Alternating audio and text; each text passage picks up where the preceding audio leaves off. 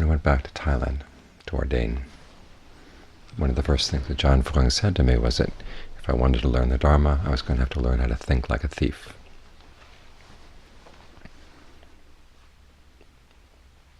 In other words, I couldn't expect to have everything explained, everything handed to me on a platter.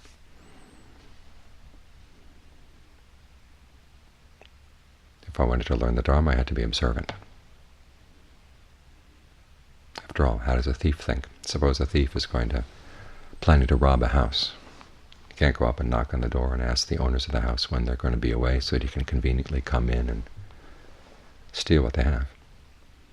He has to case the joint. Hide out, watch, see when they come, see when they go, what doors they leave open, what windows they leave open, where they keep their valuables.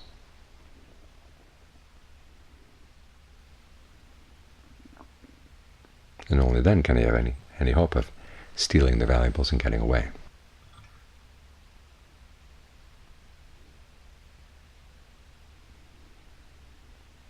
And there's a purpose in this.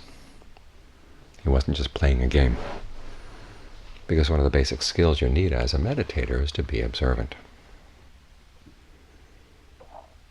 You're not going to gain discernment simply by following directions.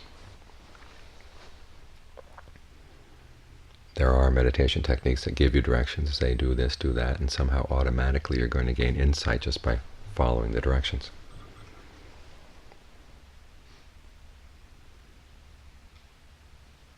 It's like expecting to get genuine food out of a food processing plant.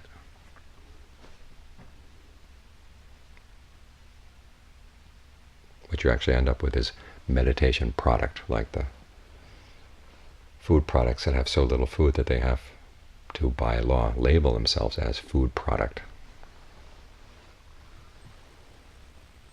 You get the semblance of discernment, the semblance of insight, but not the real thing.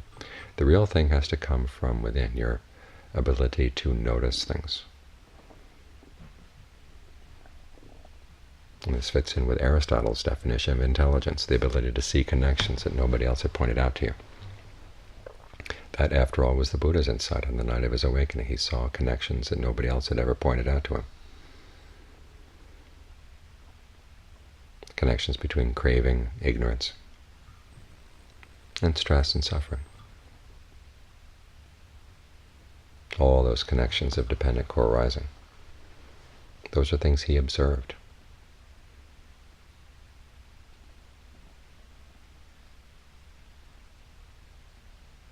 Because he thought like a thief, didn't expect the truth to be handed to him on a platter.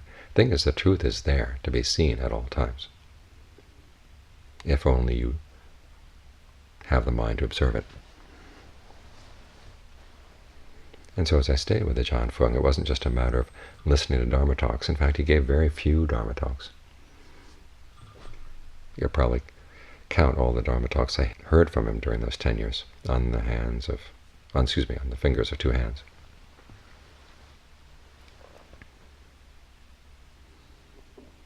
If you asked him a question, he would give you an answer. Sometimes the answers are detailed when he felt that you needed a long explanation. Other times they're very short. Sometimes he wouldn't answer at all. He'd leave you to go back and think out the answer.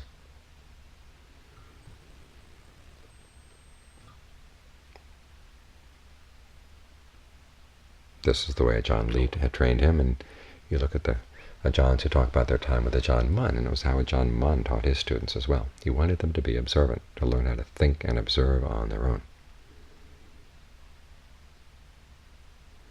So keep this point in mind. You have to learn how to use your eyes and ears in new ways.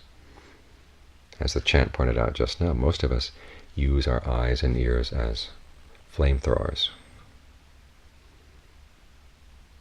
What we see and what we hear is only what fits inside our own ideas, what fits in with our greed, anger, and delusion. In other words, there's actually more coming out our ears and eyes than there is coming in. More in terms of suppositions, preconceptions, likings and dislikings. And even when we try to be perfectly non-reactive, the fires of delusion come out our eyes. Those we tend to miss, as the Buddha said. In equanimity, in non-reactivity, there is what he calls the asava, or effluent, of ignorance. So even when we think that we're being very calm, we still don't see anything because there's more energy going out our eyes than there is coming in. So as with so many things in the Buddhist path, what we have to do is take our eyes, which we've been using in the wrong way, taking our ears, every one of our senses, and applying them to a new use. Learning how to be observant starts with learning how to observe our own actions, the results of our actions.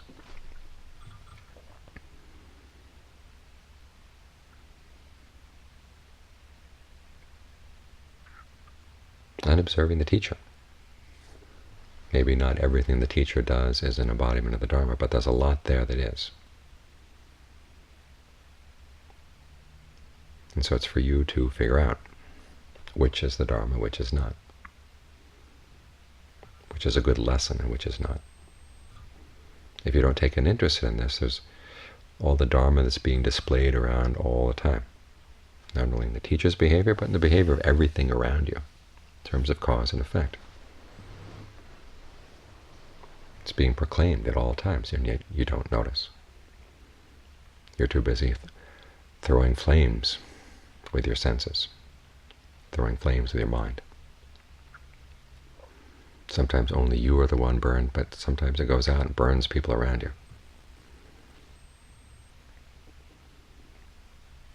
So think about this. How do you use your eyes? It all starts with your intentions. Are you using them simply for enjoyment, or are you using them to learn, to observe? The same principle applies with all your senses.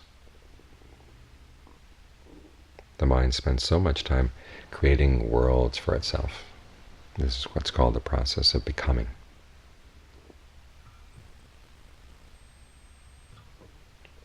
Can you turn it around and devote it to the project of learning how to understand that process of becoming so you can put an end to it? It all comes down to your intention. Do you really want to see, or do you just want to play with your likes and dislikes? This is an important issue. As we come to practice the Dharma, our true happiness is at stake. This is what the Buddha's teachings are. It's a serious pursuit of true happiness.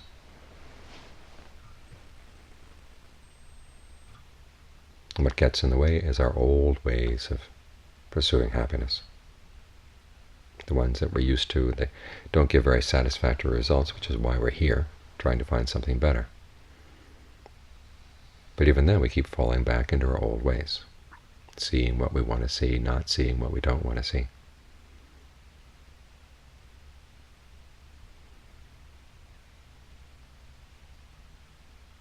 And as a result, the Dharma that's being proclaimed all the time in the behavior of everything around you doesn't have a chance to get in. There's too much energy flowing out the senses.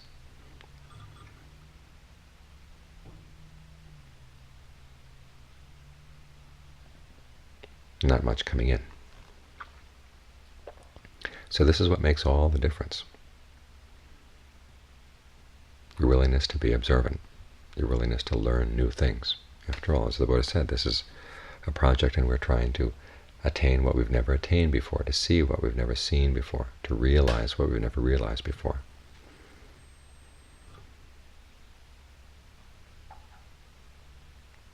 And if you simply keep looking at things the old way, acting the old way, thinking the old way, nothing new has a chance to come in.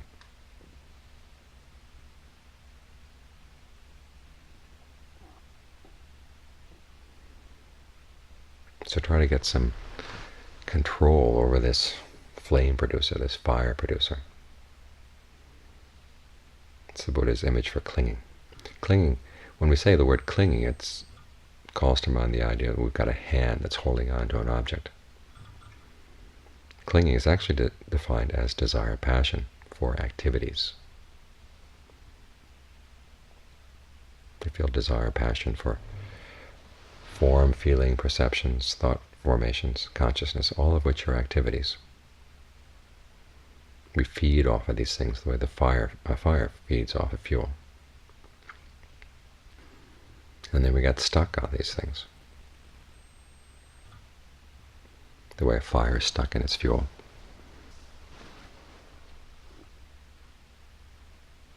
The basic image the Buddha uses here, of course, you know the word nirvana. The fire goes out. When it goes out, it's freed because it lets go. It stops doing those things. It's an end of a process that causes suffering.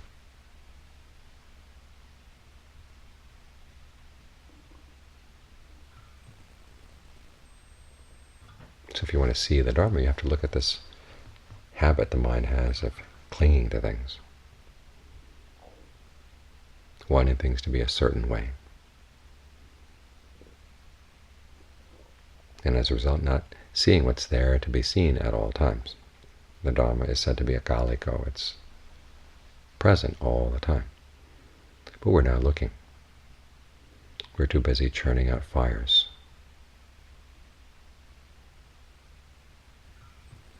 Even our equanimity is a fire,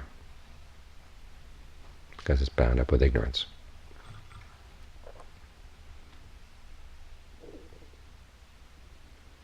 The only way to get around that is to make up your mind. You want to be very, very observant. Think like a thief.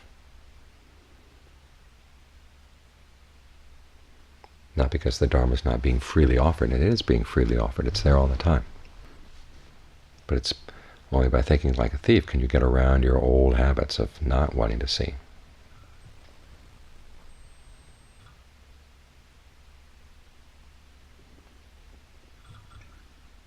So this way, if you actually can get around those old habits, then your eyes, ears, nose, tongue, body, and mind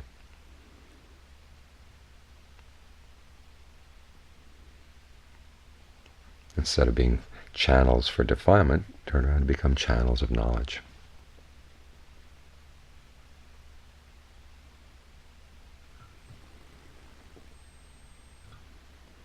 That's how we see and realize and attain what we've never seen, realized, or attained before.